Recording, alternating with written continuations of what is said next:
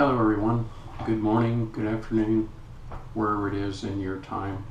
Welcome to the Texas Pain Society 12th Annual Scientific Meeting. As you know, we were to have this meeting in November the 6th through the 8th, but because of the COVID, we're forced to go into a virtual kind of meeting, and so I was asked to do my portion of the meeting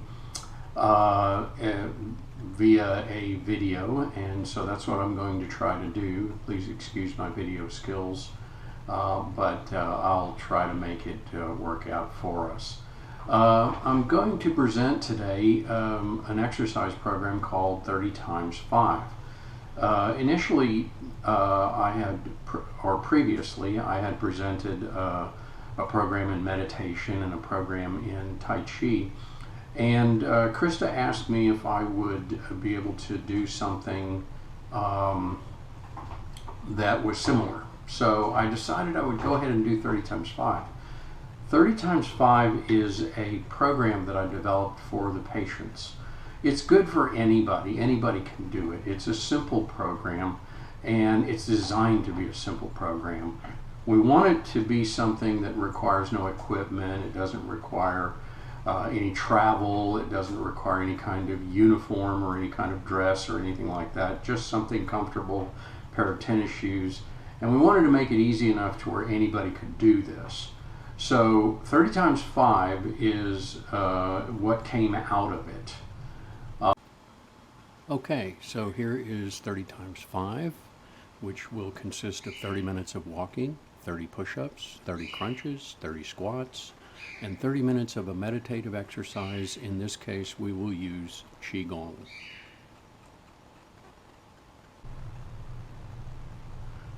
Basically, 30 times 5 is very simple.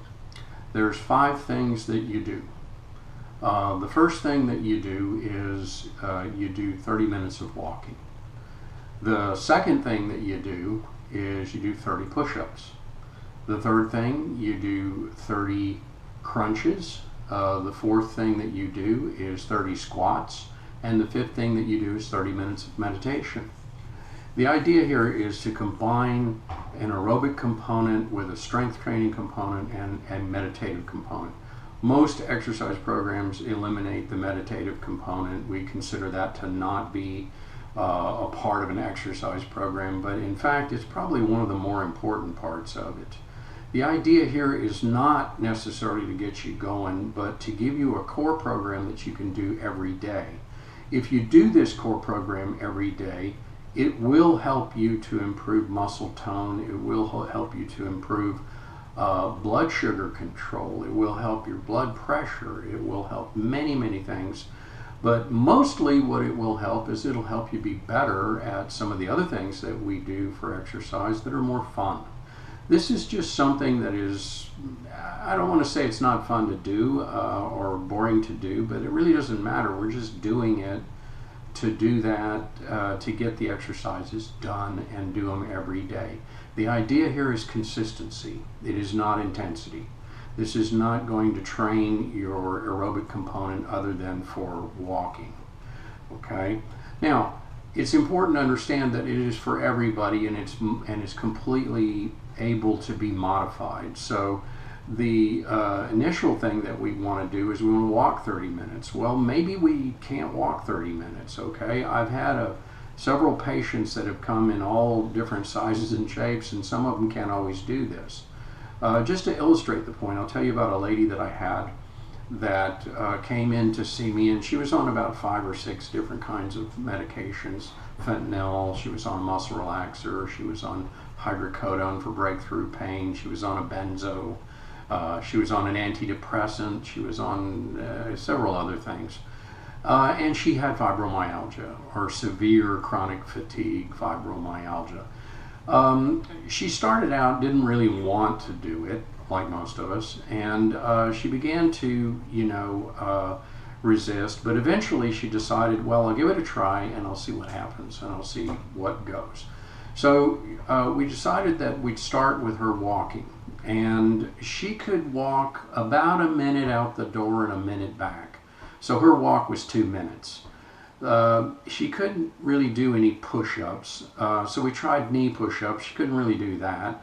We tried bed push-ups. She couldn't really do that, leaning against the side of the bed. And we tried to do some wall push-ups, and she could do that. So we started at 1 or 2, and we just said, let that be. She really couldn't do a crunch because if she got down on the floor, she couldn't get up. And she really couldn't do a squat because she couldn't get up from the squat position once she went down.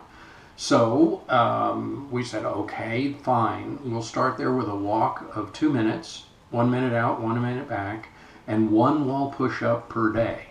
Okay. Now, from there, her instructions were to do that 7 days. At the end of 7 days, 2 minutes out, 2 minutes back. At the end of another 7 days, 3 minutes out, 3 minutes back. And when she got up to 30 minutes, we started working on her push-ups. And she did 1 wall push-up, 2, and each one in a 7-day increment. She said on several occasions, I think I could go a little faster. I said, no, stick with the plan, stick with the program. So we did, and we stuck with the program. It took her probably 4 or 5 years. But at the end of about 5 years, she was able to do 30 times 5 in its entirety. She was not on any more medications. They had fallen off by the wayside, and she essentially did not have fibromyalgia or chronic fatigue anymore. I found this out because I had another patient that came in, and when she came in, she said, a friend of yours said to tell you hi, and I went, ooh, where do I know that name? And so I looked it up. I looked up her chart, and I went, oh, I know who that is and everything. And so the next time I saw that one lady that told me about it, I said, how do you know her? And she said, well, she was walking by my house in the neighborhood, and she said that I needed to go walk with her. And I said, oh, I can't do that. I've got all these problems. And so she said, well, just walk with me to the end of the block and back, and that'll do. And so she did that, and she came by almost every day, and she would walk with me and just take me down to the end of the block and back. And I felt kind of guilty because she was a lot older than me.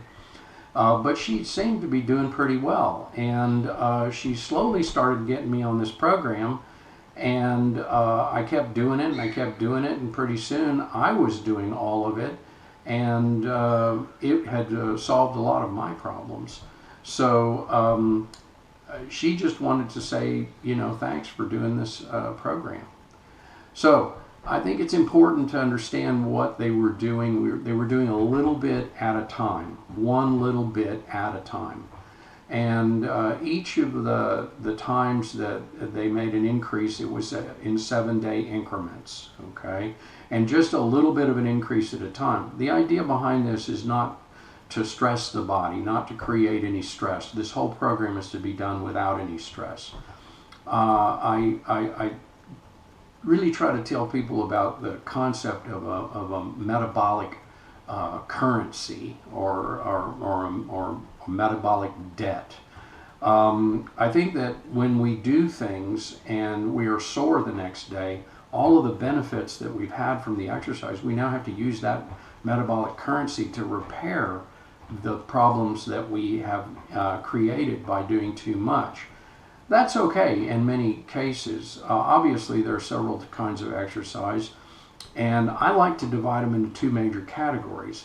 One category is to look at exercise in terms of performance. If you want performance, you're going to have to push the limit. You're going to have to push up to the point where it's kind of getting to where it hurts, and you need to go there, and that's just the way that is, because if you don't, you're not going to build anything. But there's another exercise that I call exercise for health, and in that sense, all we need to do is do the exercise and hopefully not create any damage. As a matter of fact, a measure of how you're doing is to say, how am I doing the next day? The next day, do I hurt the next day? If I do, then I've probably done too much and I need to go back a little bit, okay? A little bit is okay, but we don't want a lot of soreness, because when people get sore, they don't do the next day. And they say, oh, I'll take a break, I'll go back to bed. No, we want people to feel good the next day, so they'll do something. And as you know, people with fibro and chronic fatigue and that sort of a thing, their window of opportunity for the benefits of exercise is very narrow. So we get them going slowly but surely, making incremental increases in their exercise every 7 days.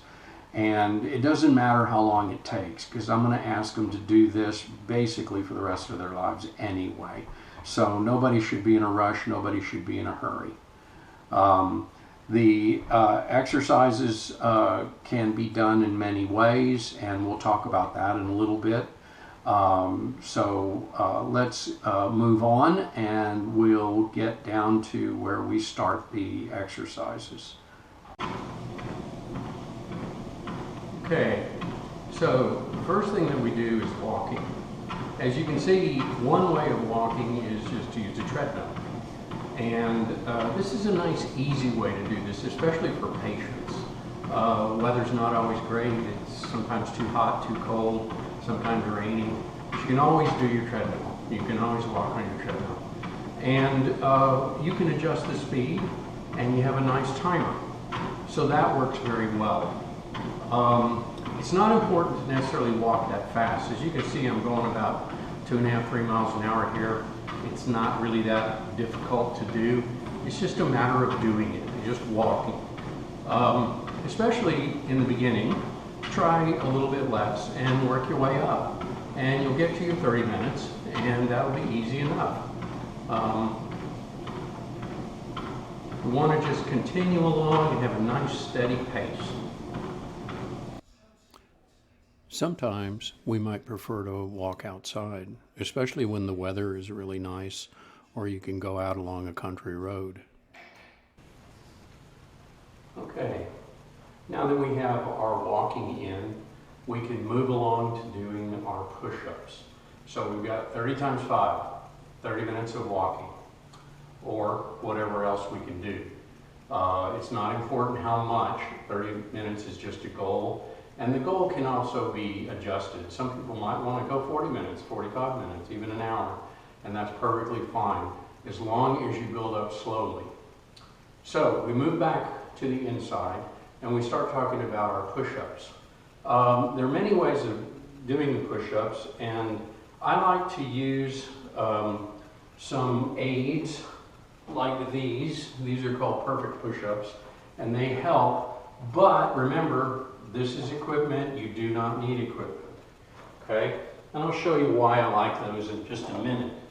So at first, we want to come down. Some people can go ahead and do a push-up, and that's good, okay? Some people will need to do a knee push-up, and that's okay too. There's nothing wrong with that. Other people might do a bed push-up, and a bed push-up is more like leaning against the bed and coming down like this. Okay? Even a wall push-up would be okay, where I'm just against the wall here and I do a push-up like that. That's okay too, especially for those people that have a lot of limitations. Even if you can't do the push-up, period, let's start with something else, one of the other 5, okay? I do like to use something like the perfect push-up or something like a weight or something, because you see I can keep my wrists straight like this, and then I don't have to strain them, okay? So when I use these others, what I have gained is rotation. So these are helpful if you like doing them, but you don't have to, like I said. But these, I can start here and rotate downward, okay? And I can even do a lower push-up or an upper push-up, okay? Now, all that's important is that I do 30 of those, okay? I start out, maybe I can do 10, maybe I can do 5, who cares? It's just a matter of that.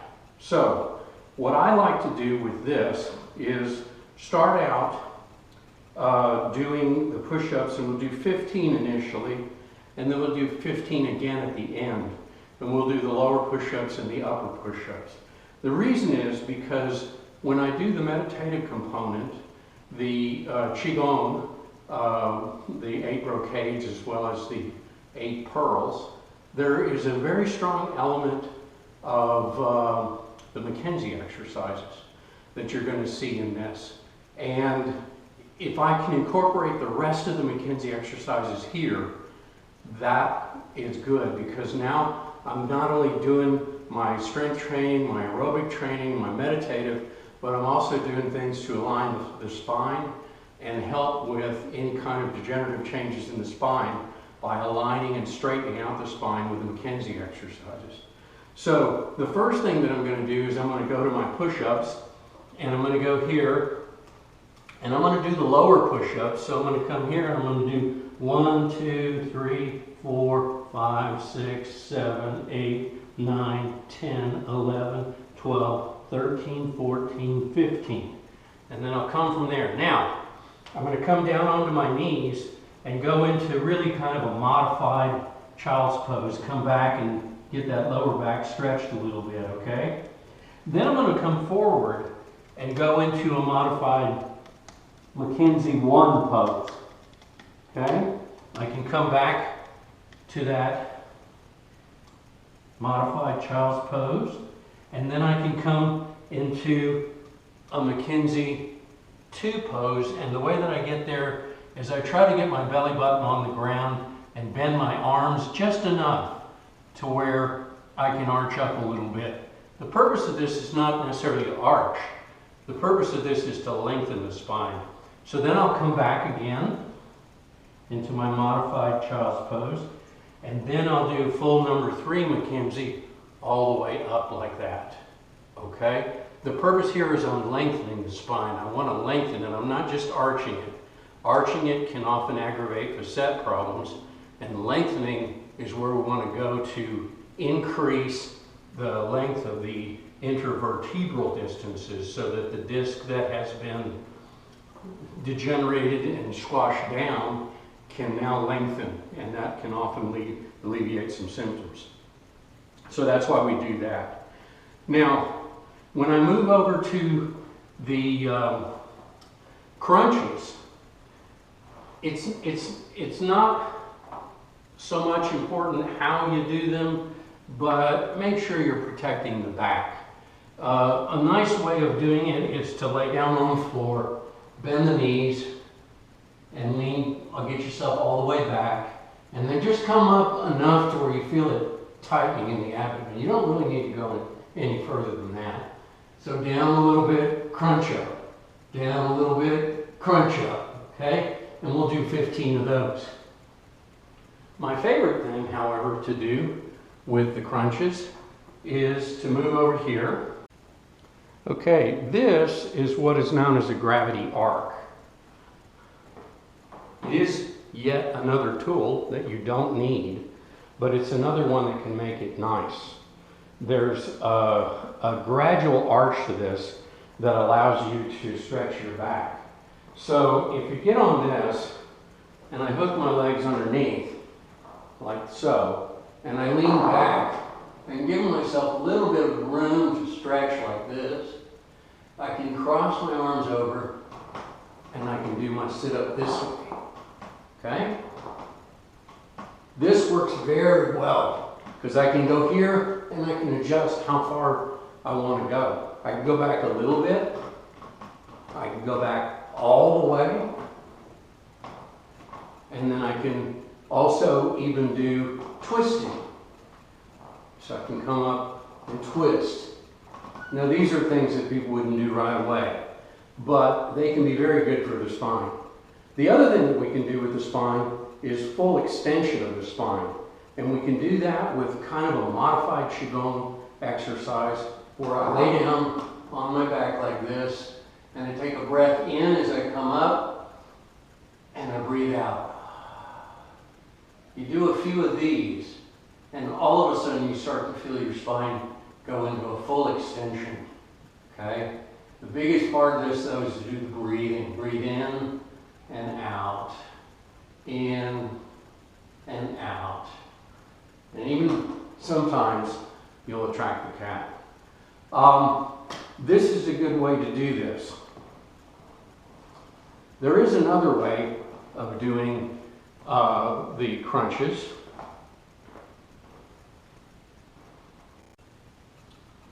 And this other way of doing them is for those people that have trouble getting down on the floor or like that. All we really need to do is find some place to brace. A doorway is fine, a chair would do fine, anything like that. And just really bring the leg up like this, and then the other one up like this. And we can do those. Now, do both sides, make sure you do that. And that counts as 1, 2 counts as 1 entirely. But it doesn't really matter. It's how many you want to do, how many you can do comfortably, how many you feel good about. That's really the most important thing. When we get to the crunches are interesting because we can do them in any number of ways also. The basic thing to do is just to come down like so and up, here and up. If I were to spread my feet apart a little bit more like this and enter my arms into it, the people at the gym like to call that sumo crunches, you know? Sumo, yes. So it's like a sumo crunch. But I find a lot of people have trouble with that. And so if you come over and you just find something like this to hold on to, you can do the crunch very easily like that. I mean the squat very easily. Okay? Also, in sometimes a more advanced state, if you put your feet apart, what I like to do that really helps with the Qigong is to come down to the sides and come all the way down like that. Now you got to watch your knees with this and make sure you have, you know, your balance. But this is really a nice thing to help your legs for the whole concept of doing Tai Chi and Qigong. So those are our exercises of the middle 3. So that's the push-up and the crunch and the squat. The last thing we have is the meditative component. And the meditative component will be the Qigong part, okay?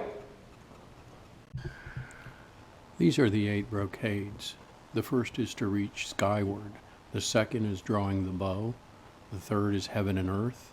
The fourth, looking behind to cure disease. The fifth, wagging tail to quell heart fire.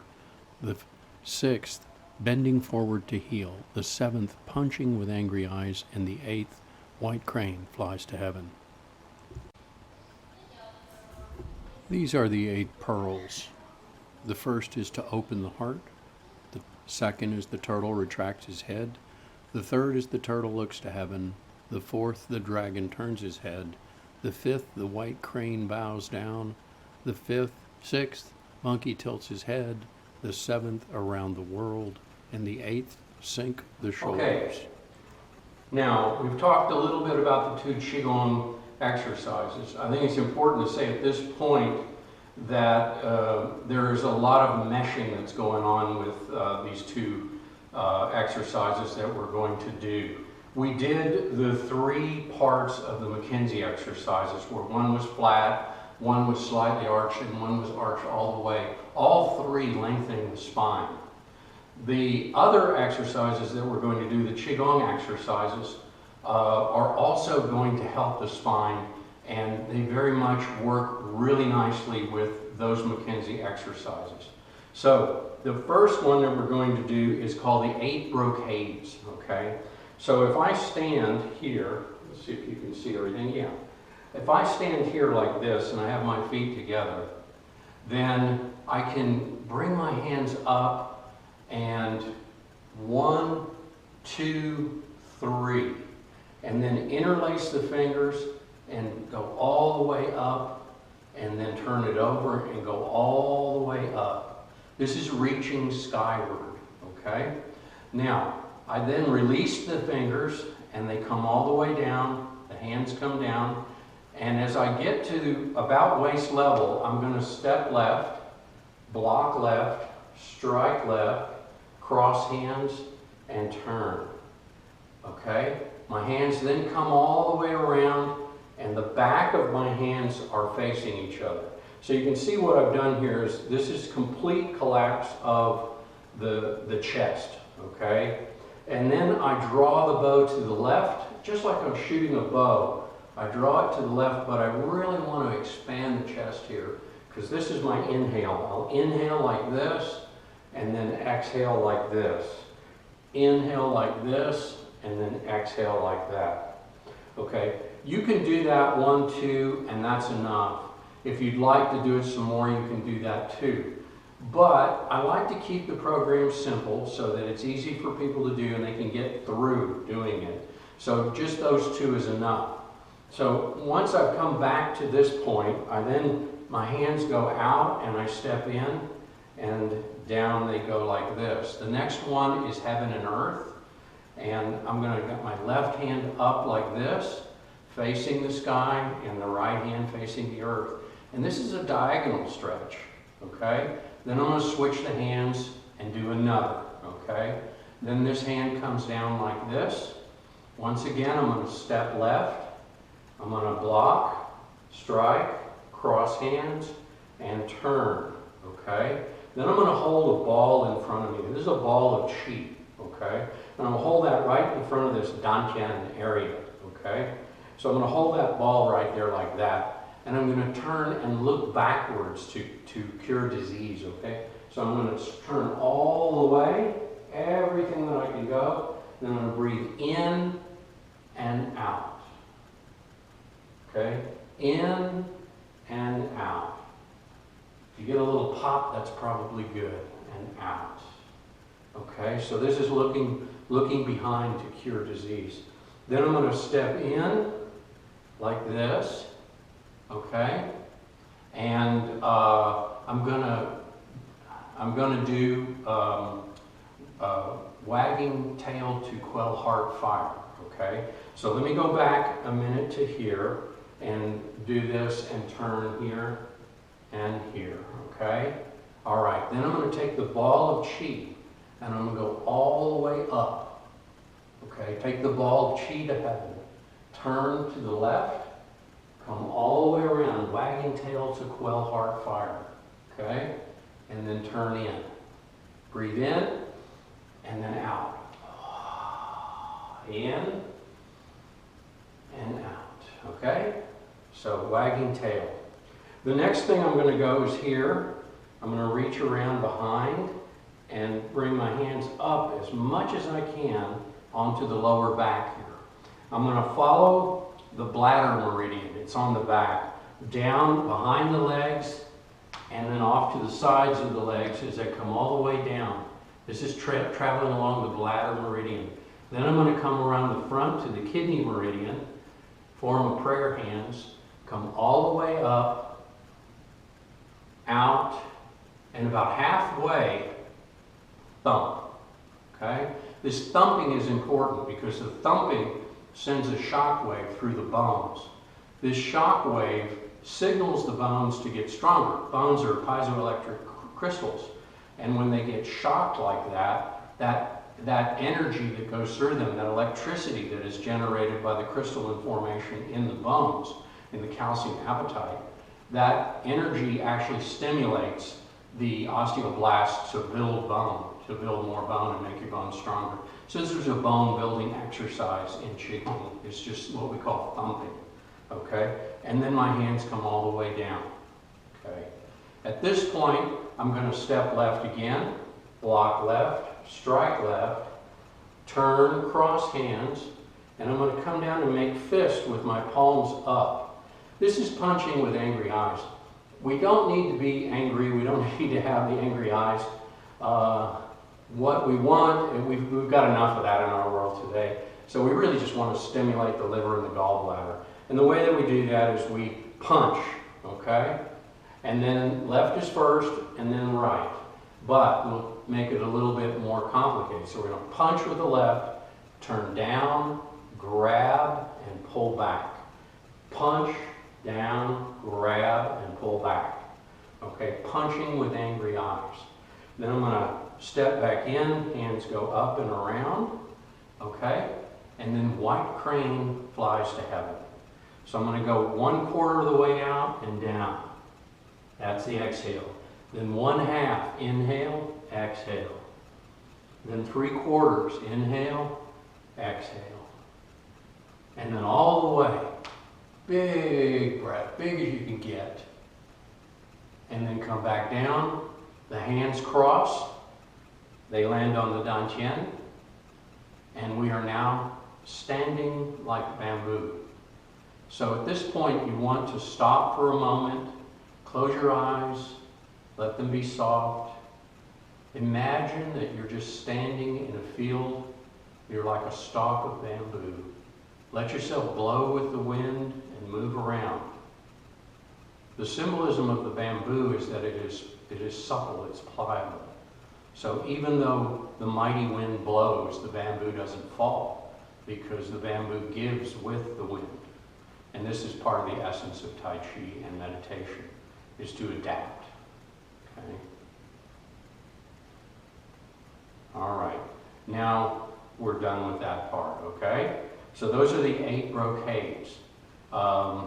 You can go as deep as you want with 8 brocades. So, this is a vertical stretch, okay? And we're stretching along this plane. And when I do this and I do this, I incorporate both sides of the arms and I get that vertical stretch. Then when I come over here to shooting the bow, this is a horizontal stretch across the chest, okay? Now, I then come back in and this is a diagonal stretch. Okay? So you can see what we're doing here physiologically.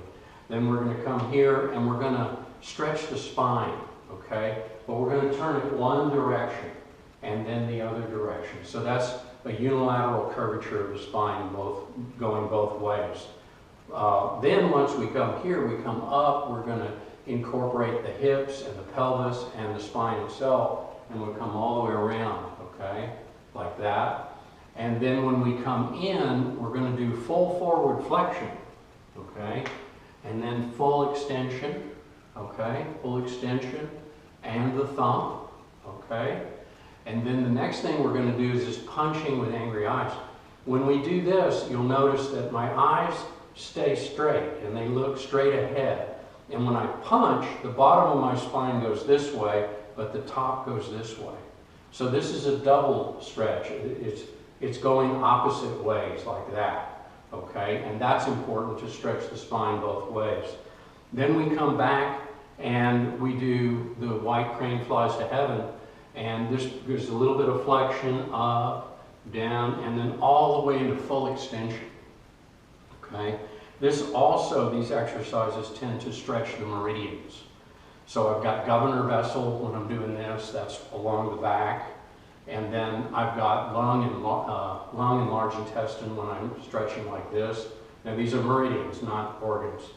And then when I come back, this is spleen and stomach, okay? And this is heart and small intestine. And then, I'm sorry, that's triple heater and master of the heart. And this is heart and small intestine, okay? And then when I go over to here, this is bladder and kidney, okay?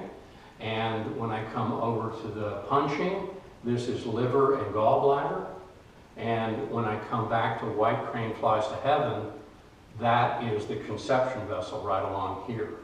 So we're doing things with meridians, we're doing things with muscles, we're doing things with stretching, we're doing things with the spine. This is kind of an all-inclusive kind of exercise called the 8 brocades, okay?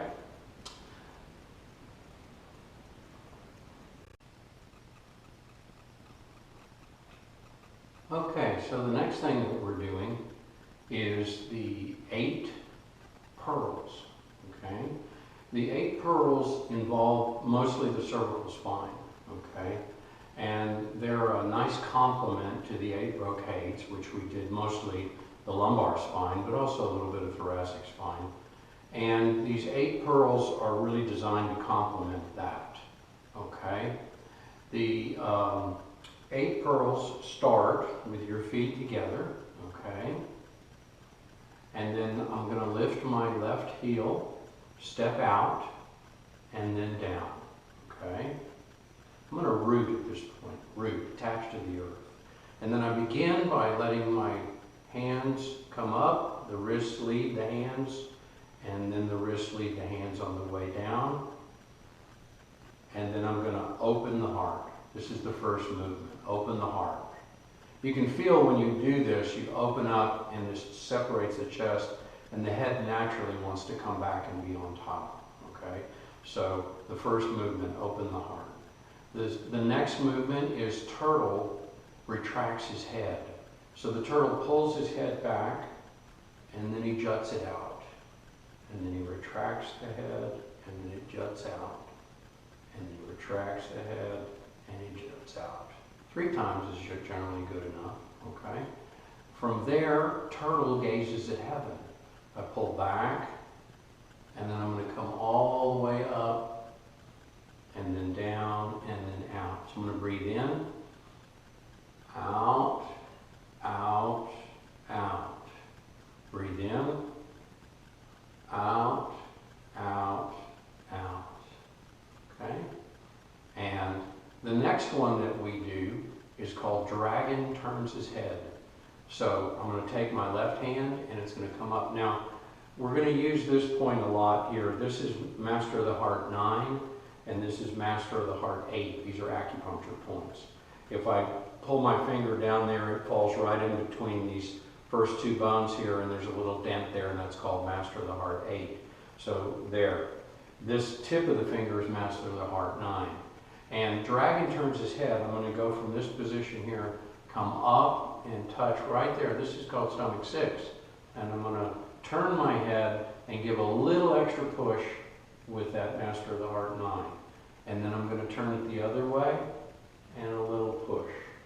And then the other way and a little push. And the other way, a little push. And then 5, breathe in and out. 6. Okay, so each one has a breath that goes with it. The next movement that we do is white crane bows down. So the wings of the crane come up, and my head, the chin comes out and down. Okay, this up, out, and down and makes it so that C1, C2 is not fixed, and so we're not just using those, we're using the entire spine, and that saves C1 and C2. So up, out, and down, like that. So here we go, up, out, and down. Now you can see the Master of the Heart 9 points are on the top of the head. This is called Governor Vessel 20. And the Master of the Heart 8 points are at bladder 7, right there. Okay? There. Okay. So up, out, and down. Up, out, and down. Okay? Then the next one is monkey turns his head. Monkey turns his head, I'm going to come up and put the Master of the Heart 8 point on the top, and then my 9 point, my Master of the Heart 9 point goes over here to gallbladder 8, and I go tip over. And then breathe in, out, in, out, in, out. You see, each one has a breath in and then out. And what I'm trying to do is tip my head and give it a little bit extra tug there, okay? So with my hands back here at the open the heart position, okay? I'm here, and the next one that we're going to do is called Around the World, okay? So around the world is the chin. I'm in a neutral position on my head, and the chin is going to, I'm going to draw the line with the chin. I'm going to draw a circle, okay? So I'm going to come around like that and like that. Just easy. Don't try to strain it. Just move it easy, okay? And then like that. Around the world. Okay, breathe in and out. In and out. Okay? Around the world. The next one that we do is called sink the shoulders. Okay, this is a Tai Chi principle. You should always try to think about sink the shoulders. So my hands are here. I'm going to come out of this position. I'm going to come up and rest there. And then I'm going to take a breath in and out. In and sink the shoulders. In and sink the shoulders. and then in, and then out, and then finish. So this is the 8 pearls, okay? And that is the second Qigong that we do, okay? So, Now, let's try to put it all together, and I'll play a little music for you.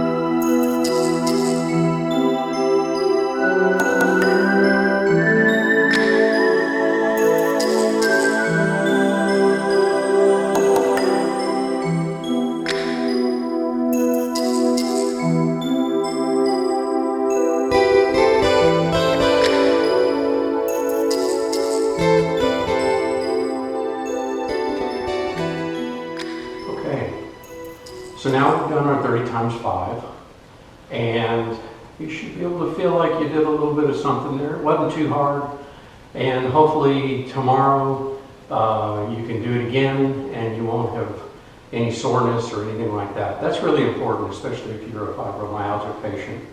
Remember, you can modify this. If you want to do 50 times 5, that's perfectly fine.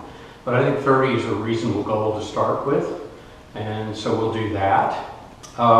You're welcome to get this to any of your patients. I hope they'll use it. I hope they'll do this. You'll notice that I made one section that you can just follow along with, and the other section was the explanation of it. So the final thing I'd like to do is I'd like to do what I call a closing. So when we get together, we always work together and we share the energy among each other. And at the end, we do a closing. And the closing is along these lines. So, gather energy from the heaven and bring it down to the Dantian. Gather energy from the earth and bring it up to the Dantian. Mix the energy in the realm of man to strengthen the Jing. Gather energy from the heaven. Bring it down to the Dantian. Gather energy from the earth and bring it up to the Dantian. Mix the energy in the realm of man 3 times to clarify the Qi.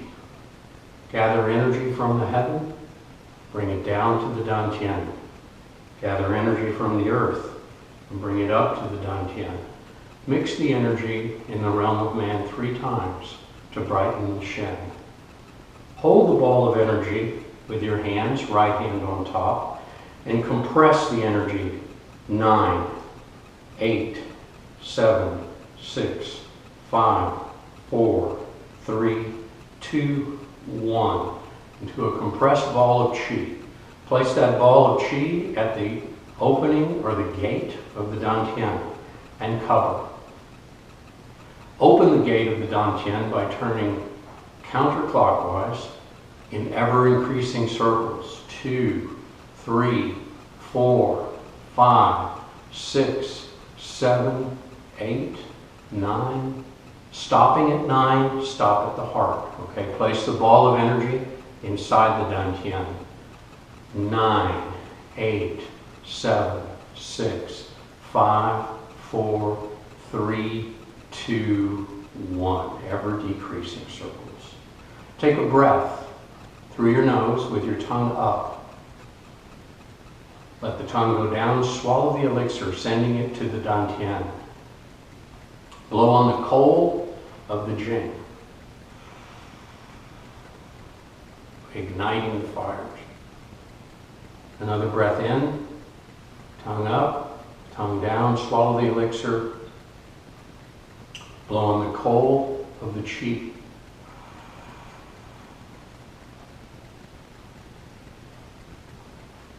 Another breath in, tongue up, tongue down, swallow the elixir, blow on the coal of the Shen.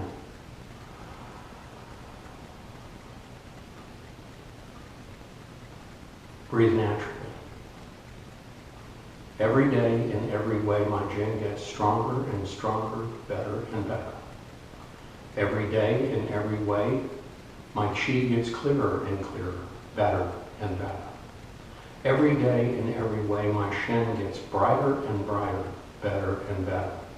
And with these 3 treasures, and love and gratitude, I am in harmony with the universe. We are one. All is as it should be. The 5 elements are in balance. It is so. Here is my weapon. I cover it to show that I come in peace. I bow in respect to your Jing, to your Qi, to your Shen. Ike au, iha ue, mahalo ohana, aloha.